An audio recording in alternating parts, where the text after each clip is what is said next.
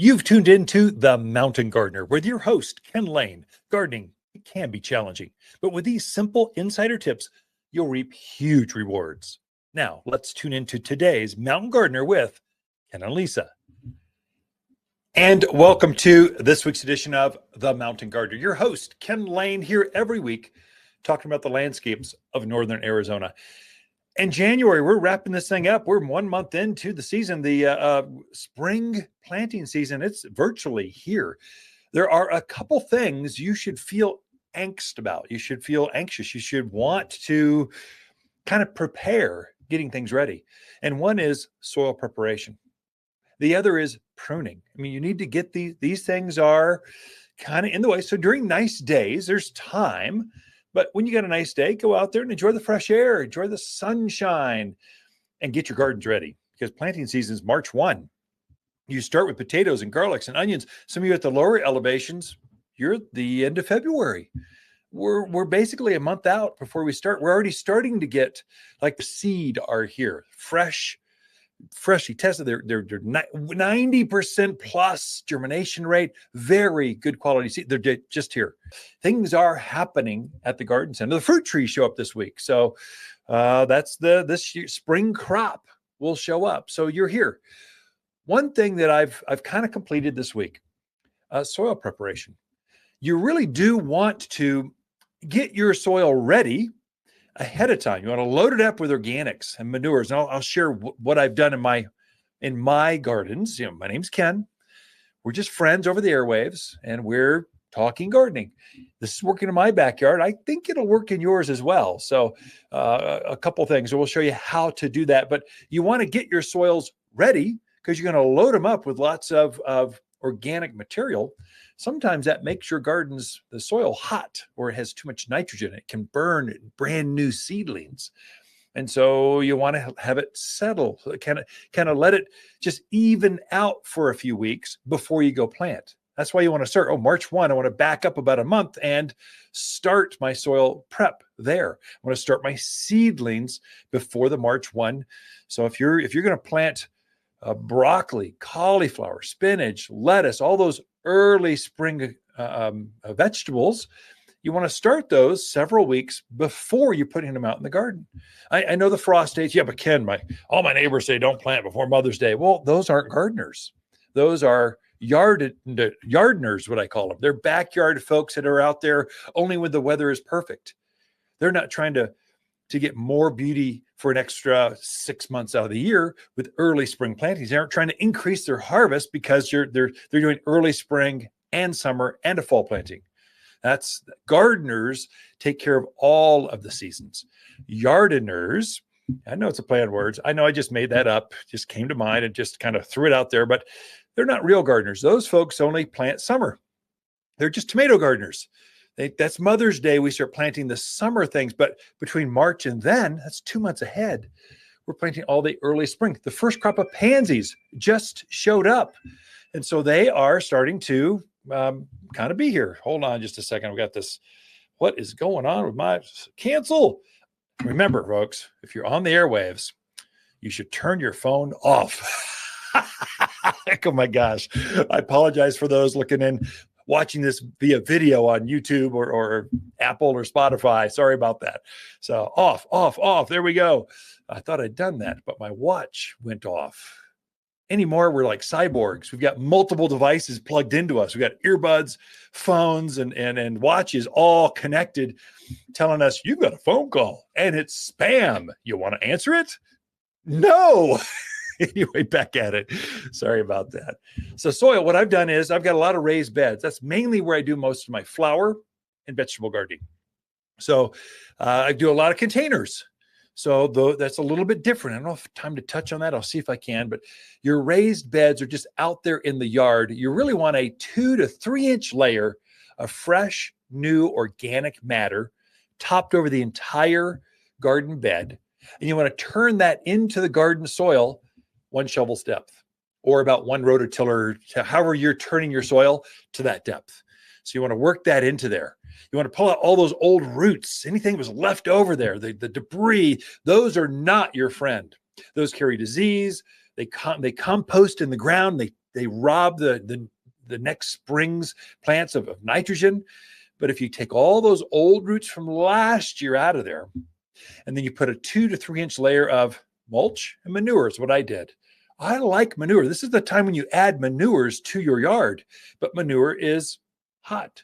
It's very high in nitrogen, which makes your seedlings grow like crazy, like wildflower. I mean, like wildflowers, like wildfire, boom, takes off. And so you want to add a 2 to 3 inch layer. And I just take it back. Here's what I do. Whatever open bag is at the garden center, I just take some of those because I've already paid for them and they're mine. I just kind of, instead of putting a piece of tape on them and try to sell them to you, I just take them home and I use them. So, and it's about a 50-50 blend, manure and composted mulch. So the mulch we have, we composted for over a year, screened down to 1/4 inch minus. It's very fine. It looks like rich. It almost looks like a large coffee ground. It's like that. The manure we have is composted an extra 6 months just so we can deodorize it. I find it offensive to sell customer gardeners stinky, gross things I put in the back of your Lexus. It's just rude. I'm not going to do that. So we take the extra time to deodorize it. So it's not, in fact, you can't even tell it's manure. It looks like compost, but it's richer. And so you want to do a 50-50 blend over that raised bed, over that garden plot, and then turn that into 1 shovel's depth. Now, there's a couple things I add to that. I'm kind of a lazy gardener. I want to add as much as I can. And if I'm going to take a shovel and turn things down, I'm going to power up the rototiller. I want to till it all at once. I don't want to do it 2 or 3 times, just once and done. I'm out. So I put that layer of organic matter, mulch and manure. I'll add my fertilizer for spring. So I make a fruit and vegetable food. It's an organic food, but I like that one, either for flowers or vegetables, either one. It's made for vegetables, fruiting and vegetable crops, because it's loaded up with calcium. Calcium is what helps you get a bigger, more flavorful fruit or vegetables. If you want bigger blackberries, fruit and vegetable food. If you want bigger tomatoes, cucumbers, sweeter peppers, fruit and vegetable food. Because of the calcium. The calcium is what helps it also eliminates blossom end rot. There's a lot of benefits with calcium, but it's a 6-4-4-7 formula. The 7 is 7% calcium. I add the recommended amount of that. I add some gypsum at the same time because I like to grow tomatoes. Many times your blossom end rot, that black spot that forms, that's a calcium deficiency. And it just it's from your soil. If you know that's where it's coming from, load it up. So I add the fruit and vegetable food, gypsum, and sulfur. Those 3 things. Sulfur. The reason I'm adding sulfur, this is unique. This Midwest